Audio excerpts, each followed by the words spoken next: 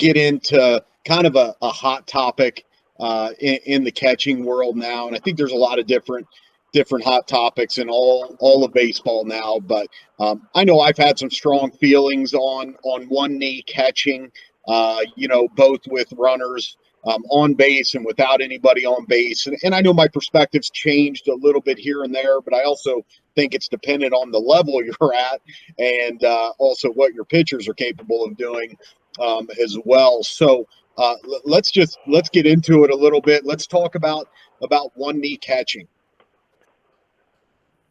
I'll let you take it away on that. Okay.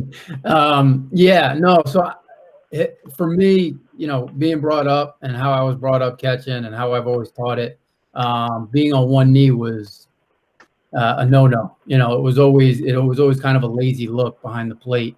So I always kind of steered catchers away from doing that. To me, I'm not flexible enough, and I can't get to the glove side pitch without getting my elbow caught on my knee. So I always kind of pushed everybody past that to get in a better stance and get more mobile and get in a better position to receive and block and throw. Then in 2016, I turned a shortstop into a catcher at Rutgers, RJ Devish. He was an all-conference catcher, and he just did it naturally. And he did a couple things naturally, and we'll get into receiving, but he just the way he caught the ball, it was more of a roll your wrist kind of catch. It wasn't a thumb under kind of stick like I had always done. And he would drop his knee to get that lefty breaking ball or that righty two-seamer. And it really, looking at video, he stole some pitches. So you start to, stop being so stubborn. I was brought up by a lot of stubborn coaches. Not talking about you at all, Coach.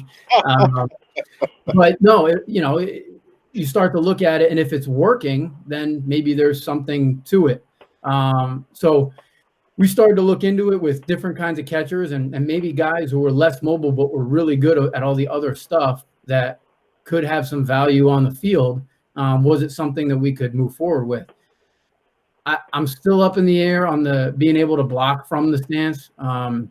Recently, I spoke with one of our catchers right before we were sent home about, if you've noticed, some guys are starting to catch with their right knee down rather than their left knee down. And I thought that was crazy until one day. And for me, it's always I have to try it. I have to try it to see if I like it and if I can teach it. And we got in the cage and we caught some balls off the machine. And really, when you ask guys, again, growing up, for me, this pitch going this way was always the toughest thing to kind of time, was when to turn the glove over, when I could steal one by tipping my thumb down, how much run could you handle. So that was always the toughest pitch. The more I went and the longer I coached, I would ask that question, and guys would always talk about the bare hand pitch being the toughest to catch because of the reach. And when you get down on your right knee, now here's the caveat to this, is you have to be super flexible to be able to do this correctly. So now it's not a mobility issue anymore. It's a mobility issue. But if you're down on your right knee, you actually position your body in a better position to catch the bare hand side pitch because of the lean of your body now. So I think it's a preference. I still am a little bit of that stubborn coach where I think you're in a more athletic position with both your feet flat on the ground. I think that gives the pitcher a better look. It gives the umpire a better look. I think it presents the ball better and it makes you more athletic behind the plate. I do think that there's some value to receiving with one knee. We're in college game, and high school players don't have to deal with this much or any until you get to college, but it was a hot topic this year, sign stealing. I think to set up on your knee, you got to set up kind of early, and it's very easy to tip location from the dugout. So there's a lot of negatives to it, but there are some positives to it. We work on it to a point because I don't want to take something away from a catcher that he does really well. And again, RJ, who I worked with at Rutgers, was good at setting up late and going to a knee. He would and one of my fears with it, to be honest with you, when I started, was starting on both feet and tipping to a knee during the catch. And he was so athletic and so mobile that his head didn't move and his torso didn't move. So the umpire wasn't seeing a lot of movement. He was just seeing the finished product of being underneath the baseball and catching the ball.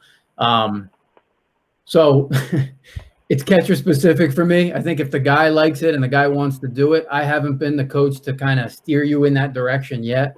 I think there's value to it, but I also think I don't know if it's just me being more comfortable teaching both feet on the ground or what, but I think that's my preferred way of setting up to catch the ball. It's awesome. Korey, what are your thoughts on it? Yeah, so, and I go back and forth a lot with it, and I think that's a great point, is that I think it is catcher specific, and, and I was kind of raised similar ways, is that, it was looked at as being lazy, and typically your non-athletic, bigger catchers who maybe had a mobility issue, and I still think there is some of that with this one knee stuff, but and I'll give you, for instance, we had a senior catcher this year who came back from winter and hips were a little tight, and so he was athletic enough to catch on a knee starting out, and I think that's something maybe to think about too, is I think it's a good starting point if guys do have a mobility issue and have problems getting in a lower position to cover a wide range of pitches. So I think it's a good starting point for guys like that. But again, I think it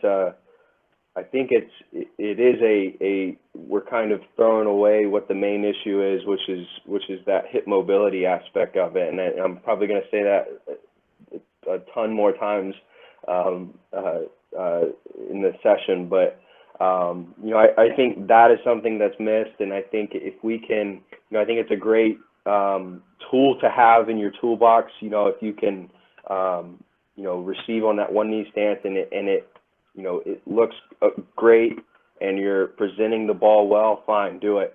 I'm kind of in agreement with Tim. I'm not completely sold on catching with a knee down and runners on and 2 strikes on a batter. But maybe that might take some time for me to get on board with. But I think another aspect to look at is you're seeing a lot of these big league guys who are going down on a knee, but you have to also understand that the pitching staff that they're dealing with, they don't miss their spots a lot. And, they have the ability to be able to get on a knee and not have to worry about moving as much laterally, because if they miss, it's not going to be the areas that they're missing aren't big. So I think that's something to consider, is that, man, a lot of this stuff depends on the guy that you're catching, and how often he's hitting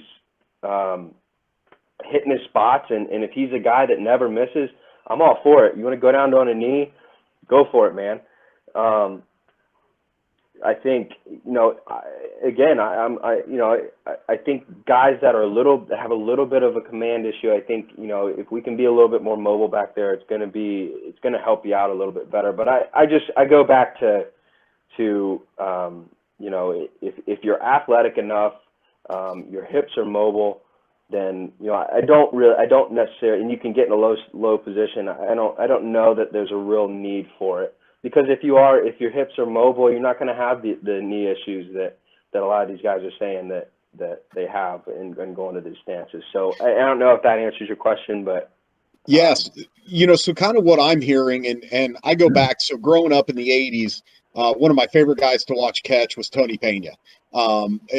Just great energy, great presence back there. And if, for maybe the younger guys or high school or college players watching this, you go back and look at some images on Google of him. Not only was he on one knee, but he was in I don't even know what you call it, splits, I guess.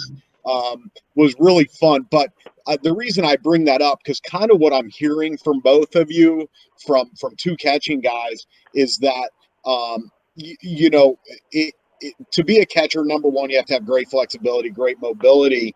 Kind of what I'm hearing is maybe this one knee stuff is kind of an advanced skill, and you should be learning to catch and get stronger and get more athletic first before you go into some of these more advanced things.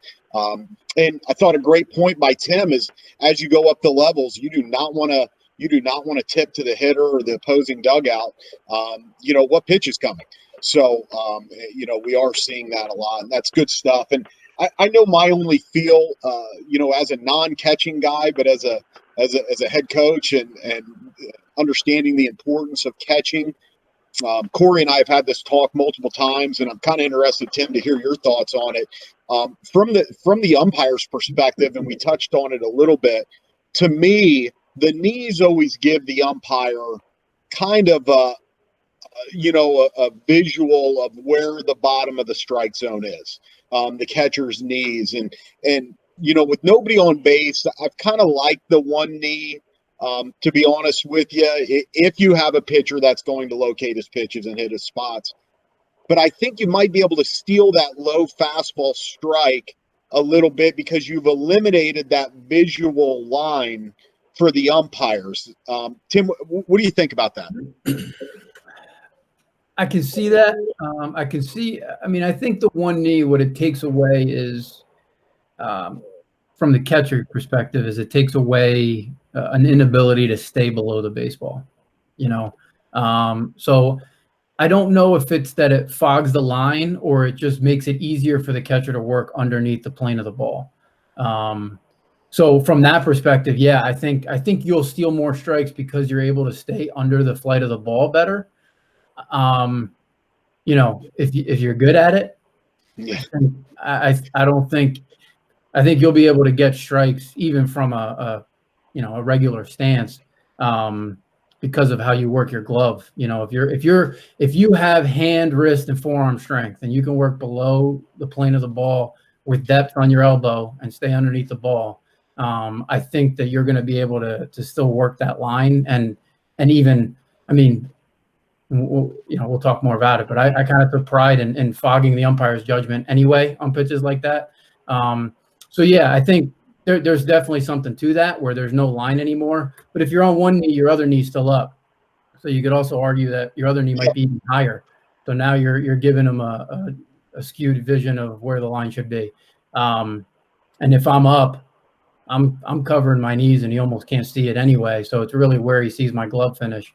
So I think it can go both ways. There's definitely something to that, but I think it's more about the ability of the catcher. It enhances his ability to stay below the ball.